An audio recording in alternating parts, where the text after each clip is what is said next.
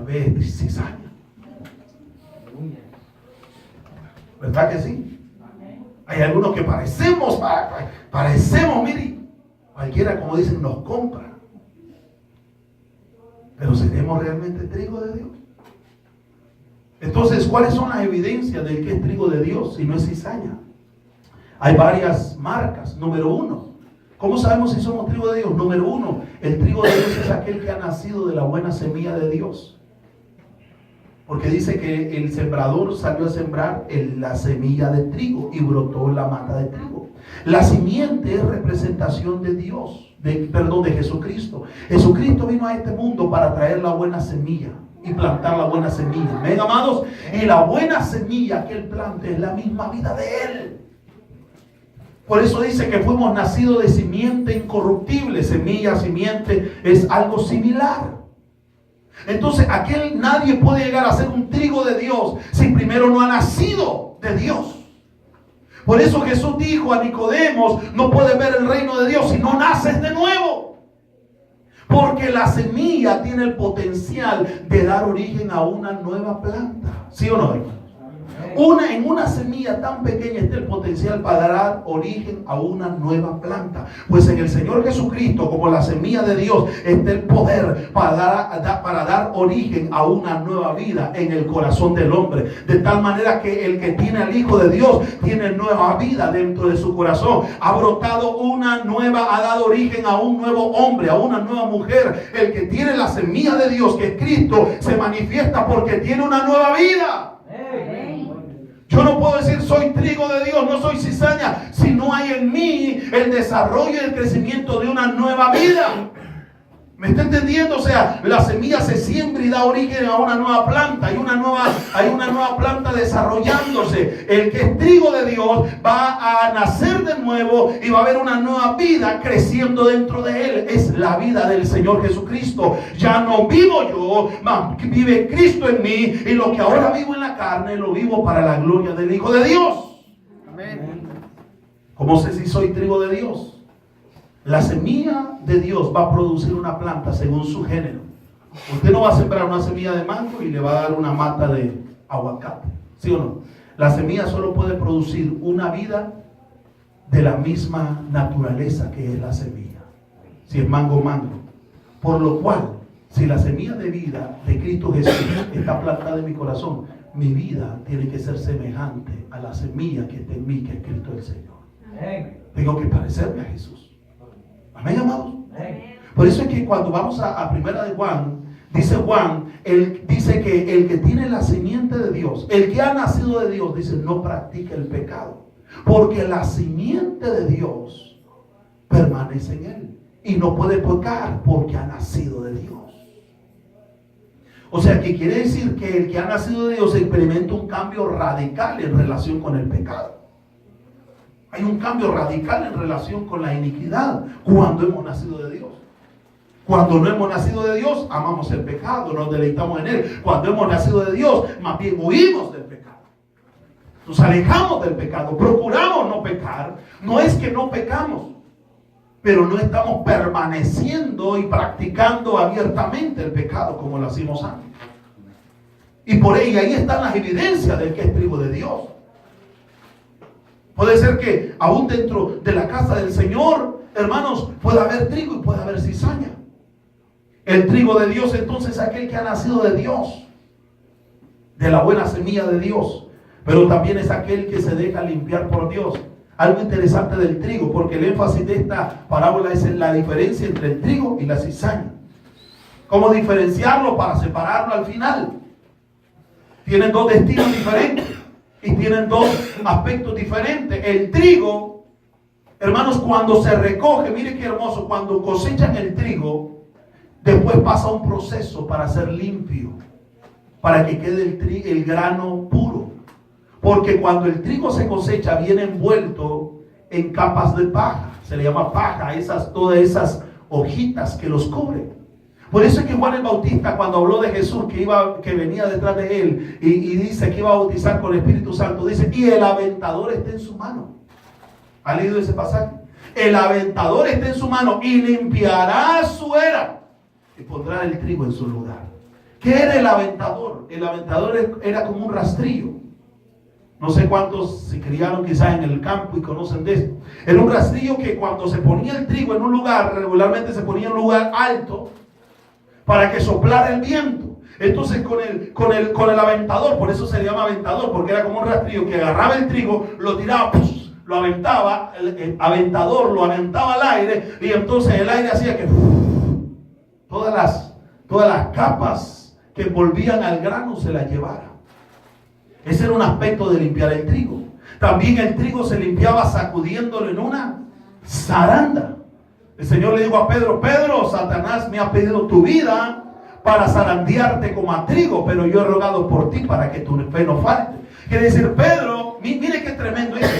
O sea que, escuche bien, el que es trigo de Dios tiene que saber que necesitamos ser limpiados por Dios.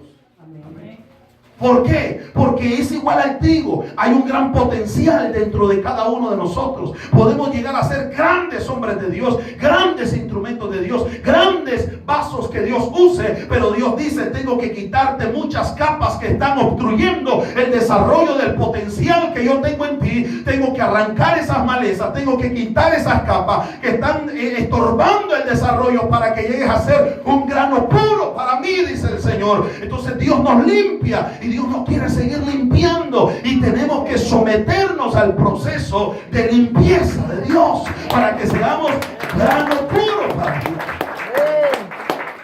Amén.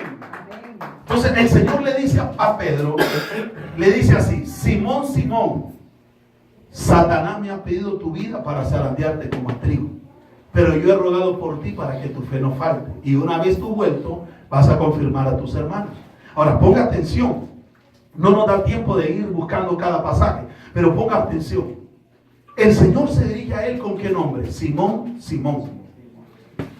Sabemos que originalmente Pedro se llamaba como Simón. ¿Y quién le puso por sobrenombre Pedro? Jesús. ¿Y qué significa Pedro? Una pequeña piedra. Amén. Entonces, ahora lo interesante es esto: que cuando el Señor le dice a él que va a ser sacudido como el trigo, para ser limpio en varias áreas de su vida que necesitaba ser limpio, el Señor se dirige a él como Pedro o se dirige a él como Simón. Se dirige a él como Simón, porque Simón es la representación de la vieja naturaleza. Pedro es la nueva identidad, la nueva vida. Simón es la vieja naturaleza. Es decir, que todavía había mucho Simón dentro de Pedro, y esos aspectos del Simón eran los que tenían que ser limpios. Y así estamos nosotros también, hermanos. Tenemos la nueva naturaleza, porque todo el que está en Cristo nueva criatura es. Amén. Aquí ya vemos hombres nuevos, pero todavía hay algunos aspectos del Simón que hay que apalearlos, hay que sacudirlos, hay que quebrantarlos. Mire, el trigo se agarraba en la zaranda. ¿Alguna vez alguien zarandeó el trigo aquí? La arena también zarandeaba. La arena también, ¿verdad? Para sacarla mejor, afinarla. El arroz también, ¿verdad? Sí, porque vienen en las capitas. ¿Cuánto nos enseña Dios a través de la naturaleza? Exacto, igual al trigo casi. Entonces, en nosotros hay un Pedro, que es la nueva vida que tenemos. Pero también hay un Simón viejo, que muchas veces ese Simón son las capas que van cubriendo la maleza que Dios quiere ir limpiando dentro de nosotros. Y ahí usted tiene que identificar y decir: Señor, ¿cuáles son las mías? Límpiame de todas esas cosas. Amén, amados. Amén. Vaya conmigo al libro de Marcos, capítulo 4. Entonces, otra característica del trigo de Dios es que se deja limpiar. Otra característica es que da fruto. Jesús dijo: si el grano de trigo no cae y muere, no cae en la tierra y muere, queda solo. Pero si cae y muere, lleva mucho frutos. Los trigos de Dios tienen que dar frutos. Son creyentes que dan frutos, que trabajan, que sirven, que muestran un fruto del Espíritu. ¿Cuáles son los frutos del Espíritu, hermanos? Amor, paciencia, benignidad, bondad, fe, mansedumbre, templanza. O sea, el trigo de Dios da ¿qué cosa? Fruto. Nunca queda solo, siempre da fruto. Tenemos que tener frutos. Cuando usted está en alguna situación, muestre el fruto. Saque el fruto. Está en una situación donde requiere paciencia, saque el fruto de la paciencia. Donde requiere perdón, saque el fruto del amor para perdonar. No, es que no perdona al hermano, que no ofende. Entonces, ¿el fruto? ¿Qué fruto estamos dando? No, es que ya me lo hizo varias veces y ya no hay que estar aguantando tanto. Pedro le dijo al Señor, Señor, le dijo. Yo me imagino que Pedro ya le temblaba la mano por sacar la espada. Señor, porque Pedro era como medio machetero, hermano. Pero verdad que sí, andaba con su espada. Que sabe dónde la andaba guardada, ¿verdad? Pero decía, por si me falla la fe. Y entonces Pedro, ¿en qué estábamos? ¿Dónde estábamos, cierto? Sí, que Pedro era medio machetero. Entonces le dice, Señor, le dice, ¿hasta cuántas veces tengo que perdonar a mi hermano? Parece que alguien ya se la había hecho varias veces. Y ya la llevaba contadita. 1, 2, 3, 4. A lo mejor son 7. Le voy a preguntar si son 7, porque si son 7 ya saco la espada. Y ya le damos cuenta aquí, de hombre a hombre, de macho a macho, como dicen en mi pueblo. Le dice, Señor, ¿y cuántas veces tengo que perdonar a mi hermano? Hasta 7. Y dijo, pero si me dice 7 ya la hice, voy sobre. Y le dice, no te digo hasta 7, hasta 70 veces 7. ¿Y qué significa 70 veces 7? ¿Una cifra exacta? No, significa todas las veces que sea necesario perdonar, tienes que dar el perdón. Siempre que alguien te pida perdón, perdona. Y aunque no te pidan perdón, limpia tu corazón para que no te llenes de resentimiento. O sea que hay que mostrar el fruto. Vamos a Marcos, por favor, hermanos, capítulo 4, verso 26.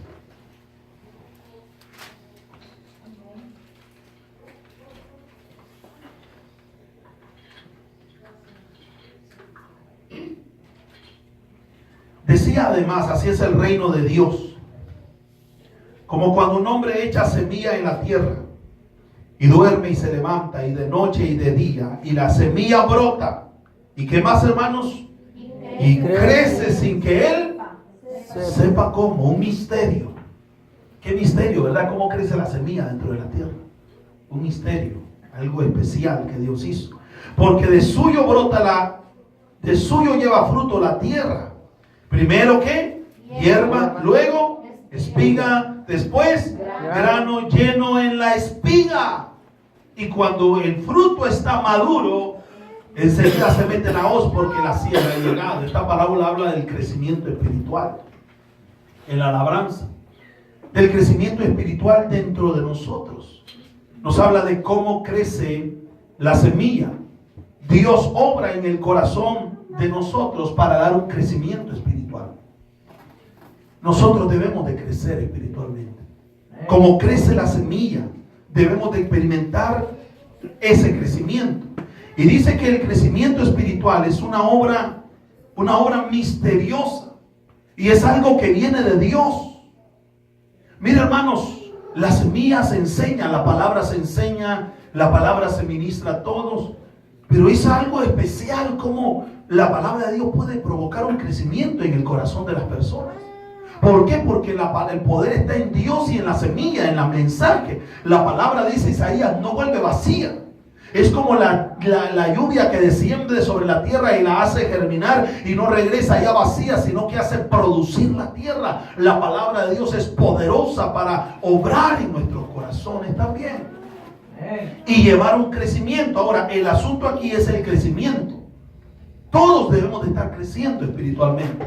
Debemos de sentir que estamos en un crecimiento espiritual, porque la semilla debe de crecer. Ahora, ese crecimiento tiene algunos aspectos importantes que entender. Número 1, es obra de Dios. Dice que no es el que enseña. Dice que el que enseña o el que lleva la semilla se esfuerza y la siembra, pero no la hace crecer. Porque el que la hace crecer es Dios. O sea que ahí, aquellos que estamos enseñando y liderando a otros, debemos de reposar en que Dios es el que hace crecer la semilla en los corazones. Porque miren, de nuestra parte, hermanos, de la parte de los obreros de Dios, quisiéramos que todo el mundo creciera. ¿Verdad que sí? Quisiéramos que quisiéramos. Mire, Pablo le dice a los corintios, le dice, yo sé que conforme crezca vuestra fe, nosotros seremos engrandecidos entre vosotros. Pablo tenía fe que ellos iban a crecer. A los Gálatas se le dice Pablo, hijitos míos, se le dice, por quienes vuelvo a sufrir dolores de parto hasta que Cristo sea formado en vosotros. O sea que Pablo anhelaba el crecimiento, pero uno no puede hacer crecer a nadie espiritualmente. El que hace crecer es Dios. Amén. El que da el crecimiento es Dios. Uno quisiera que la iglesia creciera espiritualmente, que los hermanos desarrollaran un mayor carácter, mayor compromiso, mayor madurez, mayor entrega al Señor, que seamos más firmes, pero eso lo va haciendo Dios. El crecimiento también nos muestra que es un proceso en la vida del creyente. Verso 28 dice, porque de suyo lleva fruto la tierra. Y mira el proceso, ¿cómo es? Primero, hierba, luego, espiga, después, grano lleno en la espiga. Y cuando el fruto está maduro, enseguida se mete la hoz, porque la siega ha llegado. El crecimiento es un proceso, no se da de una vez. Y así es en nosotros. Y ¿sabe qué le voy a decir? Uno nunca deja de crecer en el Señor. El Señor, por su misericordia, nos ha sostenido hasta aquí en sus caminos, ya más de la mitad de mi vida en los caminos del Señor, y seguimos creciendo. Porque cuando uno quiere, cuando uno está con un espíritu deseoso de aprender, sigue creciendo. Y el que quiere crecer debe seguir aprendiendo. Y debe saber que no lo sabemos todo. Y que debemos de estar dispuestos a crecer espiritualmente. Dice que primero la hierba, luego espiga, después grano en la espiga. Hay algunos momentos en que uno siente que ya creció. Pero después se da cuenta que no ha crecido tanto como debería de crecer. Aquí nos habla de 3 etapas. Dice de la hierba, que es el brote, de la espiga y de cuando ya la espiga está llena de granos. El grano ya del fruto. Hay un proceso de crecimiento y debemos de ir respetando esos procesos. Algunas veces los cristianos queremos volar cuando no hemos aprendido a gatear. Queremos correr cuando no hemos aprendido a caminar. Y cuando todavía no hemos tenido un desarrollo y crecimiento para hacerlo. Y cuando alguien hace algo sin el debido desarrollo y crecimiento, se puede dañar. Porque es como que un niñito quiera hacer algo que no le compete, que le compete solo a adultos y que lo quiera hacer. No tiene todavía el desarrollo para realizarlo. Un niño no puede andar manejando un carro. No tiene todavía, no está facultado, no está en desarrollo para poderlo llegar a hacer. Entonces nosotros tenemos que entender que hay etapas de crecimiento y que Dios nos va a ir dando ese crecimiento. Hay personas hay creyentes que quizás, escuche, con una buena motivación dicen, yo quiero ser pastor. Y quizás Dios en su misericordia le haga un llamado, pero tiene que pasar el proceso. Primero, hierba, después espiga y después fruto lleno en la espiga.